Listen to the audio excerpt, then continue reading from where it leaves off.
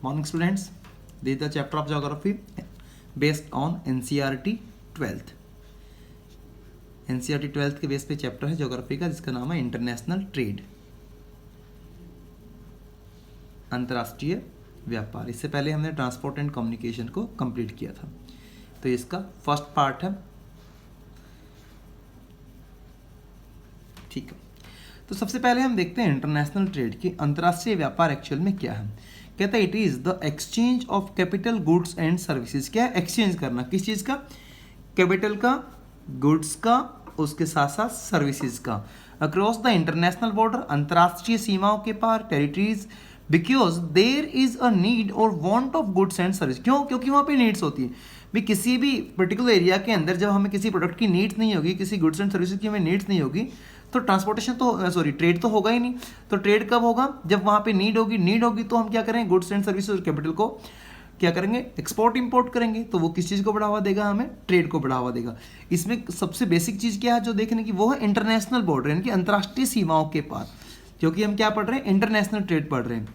In most countries such trade represent a significant share of gross domestic product. बहुत सारे देशों के अंदर यही चीज, कौन सा? इंटरनेशनल ट्रेड जो है रिप्रेजेंट करता है, ये एक सिग्निफिकेंट रोल प्ले करता है किसके अंदर? उस राष्ट्र की जीडीपी के अंदर, ग्रॉस डोमेस्टिक प्रोडक्ट के अंदर भी एक इंपॉर्टेंट रोल प्ले करता है। अब आता है हिस्ट्री ऑफ इंटरनेशनल ट्रेड, कि इंटरनेशनल ट्रेड का, अंतर्राष्ट्रीय व्यापार का इतिहास क्या रहा, उसकी हिस्ट्री क्या कहती है, कब से स्टार्ट हुआ, कैसे स्टार्ट हुआ।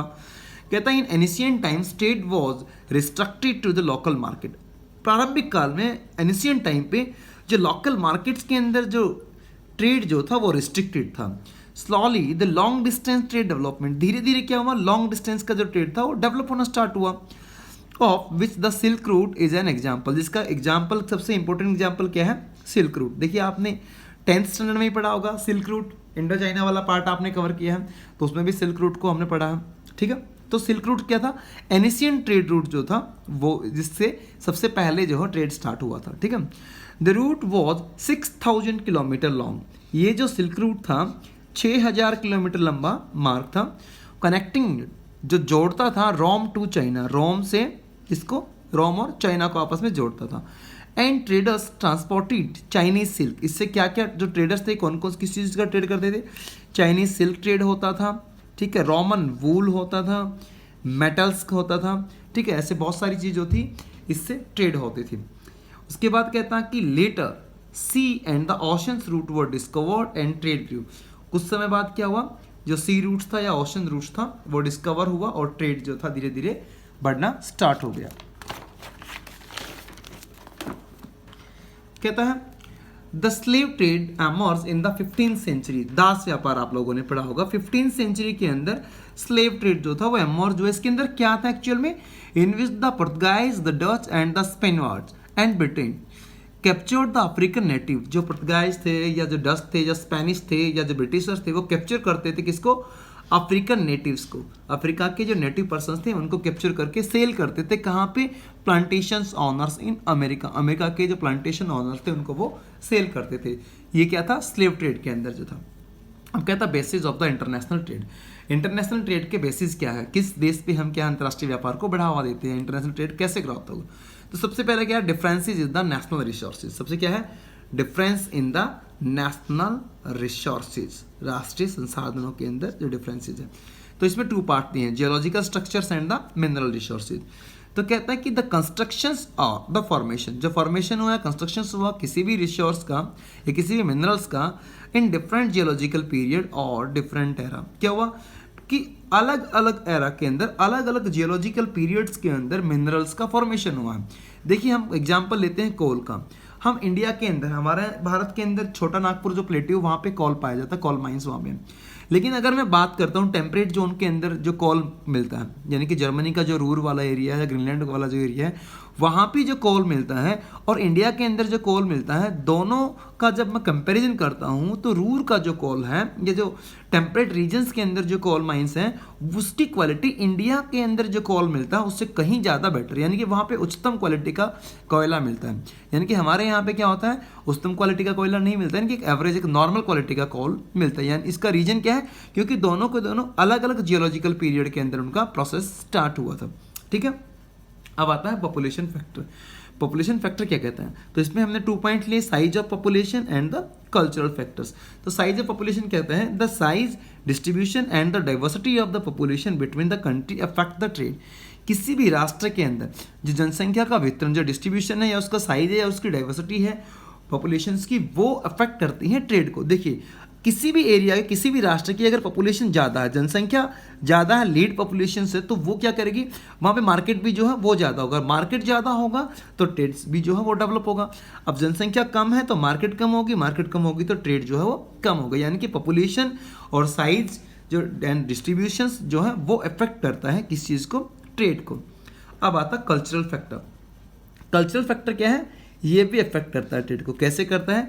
Distinctive forms of art and craft. क्या कहता है? डिस्टिंक्टिव फॉर्म किसका? आर्ट एंड क्राफ्ट का। Develop in the certain cultures and give rise to the trade, जो कि राइज करता, ग्रोथ करता है किसको? व्यापार को। जैसे कि इसने बताया प्रोसलिंग एंड द ब्रॉकेट्स ऑफ चाइना, कि जो चीनी मिट्टी के बर्तन हैं और जो जरी के वस्त्र, ये क्या करते हैं? चाइना के, यानी कि वहाँ का कल्चर है। चाइना में चीनी मिट्टी के बर्तन मिलते हैं, वहाँ जरी के वस्त्र मिलते हैं। तो यानी कि वहाँ पे क्या होता है, ये जो दोनों पॉइंट जो दिए गए हैं, इन दोनों की वजह से क्या है, वहाँ का जो ट्रेड सिस्टम है वो बहुत ज़्यादा डेवलप है।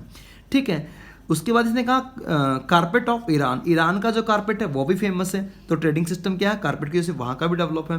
नॉर्थ अमेरिका का जो लेदर वर्क है that is also very beneficial for their economical development. ठीक है। तो वहाँ का जो ट्रेडिंग सिस्टम है, यानी कि लेदर वहाँ का फेमस है, तो वहाँ पे जो ट्रेड है, जो व्यापार है लेदर का, वो ऑल ओवर वर्ल्ड होता है। ठीक है। तो आई होप आप लोगों को ये अच्छे से क्लियर हो रहा होगा।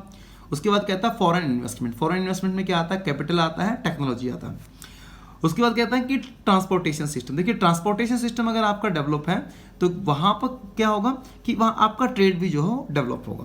कहता है lack of the transportation in order to restricted the trade only to the local areas, कि ट्रांसपोर्टेशन की कमी अगर होती है, अगर आपके पास ट्रांसपोर्टेशन सिस्टम डेवलप नहीं है तो लोकल एरिया के अंदर भी जो आपका ट्रेड है, जो व्यापार है, वो डेवलप नहीं हो पाएगा। तो कहता है the expansion of the railways, oceans and the air transport, better means of refrigeration and the preservation. क्या हुआ कि रेलवे का कंस्ट्रक्शन ग्रोथ हुआ, ओशंस का या एयर ट्रांसपोर्ट, जैसे जैसे ये सब चीज़ें डेवलप हुई तो वैसे वैसे ही क्या हुआ, या रेफ्रिजरेशन सिस्टम आया या प्रिजर्वेशन सिस्टम आया, तो उसके साथ ही जो था ट्रेड जो है वो डेवलप होना स्टार्ट हो गया।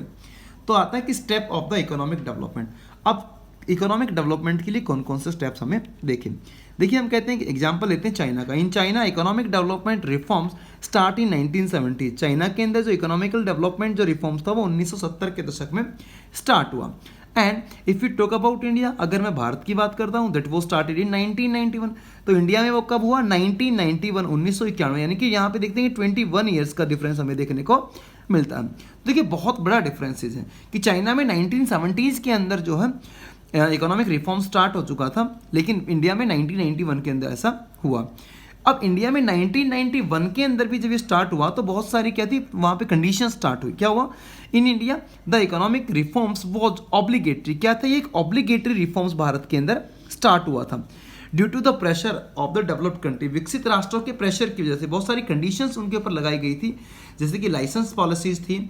एक आप अपने एक क्या था कि जैसे आपका 100% का आपका प्रोडक्शन है तो उसमें से केवल 15% ही क्या कर सकते हैं, आप सेल कर सकते हैं। तो क्या था कि अगर हम 100% में से ओनली 15% का हम ट्रेड करेंगे तो 85% तो क्या है उसका यूटिलाइजेशन हमें अपने देश के अंदर ही करना पड़ेगा, जिससे क्या हुआ, ट्रांसपोर्टेशन या ट्रेड जो था वो डेवलप नहीं हो पाया। लेकिन बजाय इसके चाइना में क्या हुआ, इट वो started due to the independently. क्या हुआ, उन्होंने इंडिपेंडेंटली क्या किया, अपने इकोनॉमिक रिफॉर्म्स को स्टार्ट किया विद देयर ऑन पॉलिसीज, खुद की पॉलिसीज थी और उनके खुद के पर्सनल बेनिफिट्स के लिए।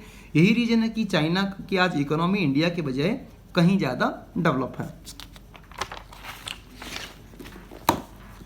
अब आता है aspect of the international trade. International trade के बेसिक एस्पेक्ट क्या क्या रहे हैं, तो 3 पॉइंट देखने को मिलेंगे। Volume of the trade, composition of the trade and the directions of the trade.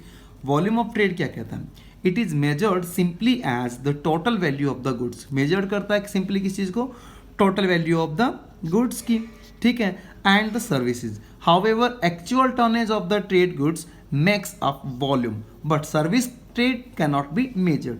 भाई हम क्या कर सकते हैं, जो गुड्स हैं, जो सामान है, हम केवल उसकी वैल्यूज को हम काउंट कर सकते हैं, मेजर कर सकते हैं, उसको जैसे टनेज के अंदर उसको काउंट कर सकते हैं, लेकिन जो सर्विसेज हैं, जो सेवाएं हैं, हम उनको इस तरह से मेजर नहीं कर सकते। अब मैंने किसी आदमी के लिए कोई भी काम किया, मैंने जैसे मान लिया मैंने आपकी हेल्प किया, तो हेल्प के लिए मैंने 1 घंटा आपके साथ काम किया, लेकिन उस 1 आवर्स को हम काउंट नहीं कर सकते, मेजर नहीं कर सकते, उसको हम तोल नहीं सकते। लेकिन मैं कहूँ मैंने 50 kg वजन एक स्थान से दूसरे स्थान पर उठा के रखा, तो यानी कि क्या है, वो उसका एक्चुअल टनेज है। तो यानी कि वैल्यू ऑफ द ट्रेड्स क्या कहता है कि हम गुड्स का एक्चुअल टनेज काउंट कर सकते हैं, सर्विसेज का नहीं। तो आज का टॉपिक यहीं पे कंप्लीट होता है। ये आपका फर्स्ट पार्ट है, जल्दी ही सेकंड पार्ट लेके आएंगे। Thank you and have a nice day.